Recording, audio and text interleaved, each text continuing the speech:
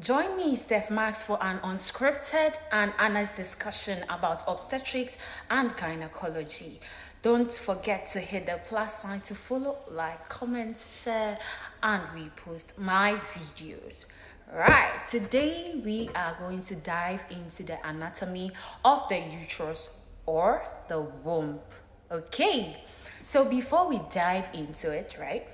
Let's throw back to SHS days in our biology class where we were taught about cells, tissues, organs, systems, and the body. Okay. So, during school days, we were taught that a cell is a basic functional unit of every or any organism. So a group of cells come together to form a tissue. So that means that a tissue is a collection or a group of cells, right? And then a group of tissues do come together to form an organ. A group of organs come together to form what? A system. And a group of systems comes together to form what? Tell me in the comment section. Okay, so the uterus, right, is an organ. So that means that it is composed of cells and tissues.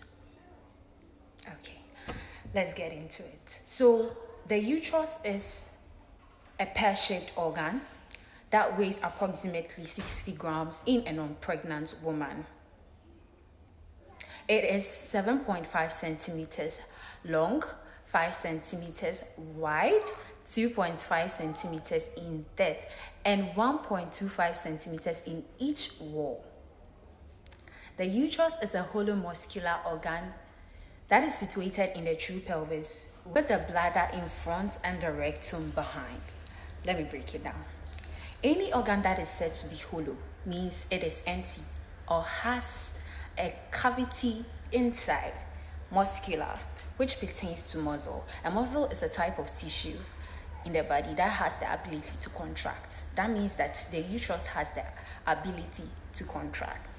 Okay, right? So it's situated in the true pelvis. Situation, the true pelvis. The pelvis is related to the hip bone. During our SHS days, we do the skeletal system and we drew the pelvis or our hip bone. So within the true pelvis, all the reproductive organs are located there or are situated over there, as well as the rectum and the bladder. So in anatomical position, the bladder in front of the uterus is termed as anterior. The uterus is anterior to the bladder and posterior to the rectum. So the bladder, right, is part of the urinary system.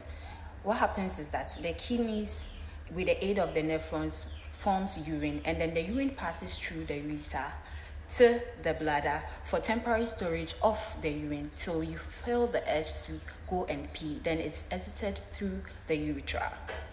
The rectum, right? The rectum is also the last section of the large intestines where feces are stored temporarily, or it acts as a reservoir for feces. So we've broken it down. A hollow muscular organ that is situated in the true pelvis with the bladder in front and the rectum behind. The uterus is said to be in an angle of anteversion, which means that it leans forward. It's also said to be in an angle of anteflexion. That means that it bends on itself.